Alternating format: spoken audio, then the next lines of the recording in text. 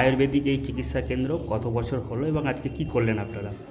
আয়ুর্বেদিকের এই চিকিৎসা কেন্দ্রটা 5 বছর উত্তীর্ণ হয়েছে। গত বছরই 5 বছর সম্পূর্ণ হয়েছিল।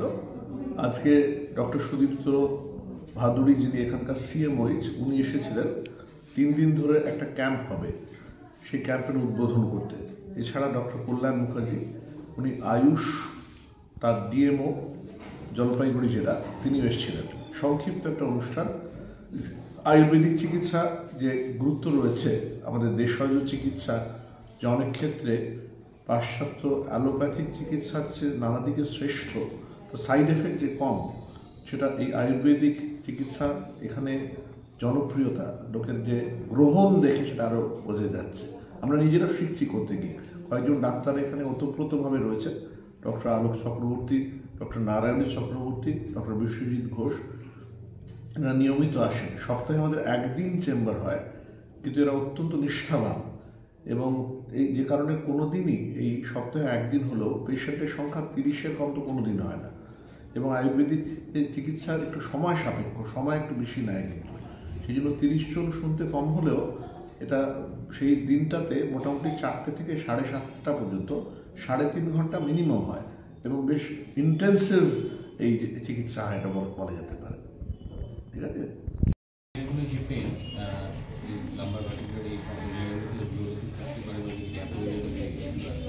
আমরা এটার একটা রিং করি, এটা জনসংখ্যা বলা হয়েছে, এটা হচ্ছে শ্রেষ্ঠ বাদুনাসন। বাদুনাসন মানে পেন ক্লিয়ার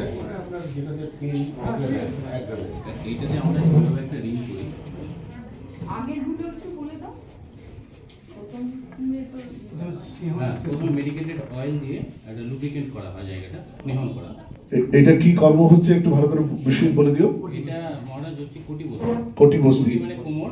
একটু তুই মাইকেই বলো বরঞ্চ, তাহলে যারা আমাদের মধ্যে থেকে প্রেসের লোক এসেছেন আমরা বোঝালে ভালো। না বলো, তুমি বলো, লজ্জা করো। ভারতবর্ষে যে কটা জায়গা নাম করা আপনারা মনে করবেন, সব জায়গাতে আমার 8 বার অপারেশন হয়, সার্জারি হয়।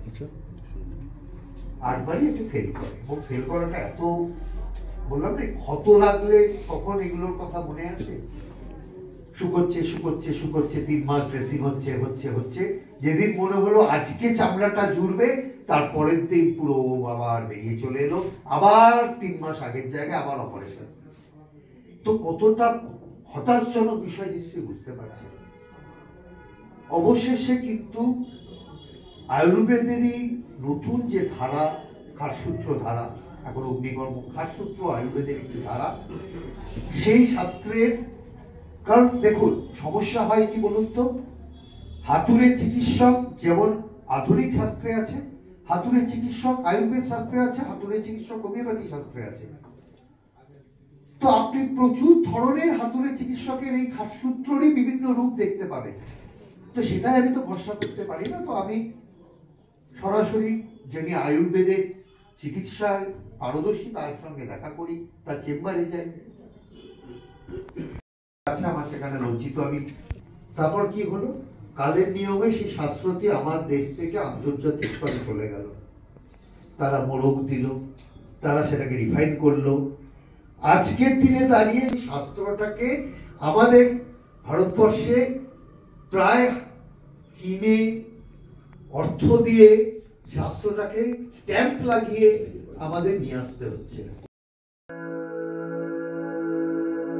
আপনি কি জটিল কিছু সমস্যায় ভুগছেন? সমাধান পেতে চান? যোগাযোগ করুন প্রখ্যাত জ্যোতিষ ও তান্ত্রিক মনসারাম ভট্টাচার্যের কন্যা মনসা কন্যার সাথে। প্রখ্যাত জ্যোতিষ ও তান্ত্রিক মনসা কন্যা হাওড়া জানবাড়ি ও হাতিবাগানের নিজস্ব মন্দিরেও বসেন। যোগাযোগ 9830106967 আর 9239655323।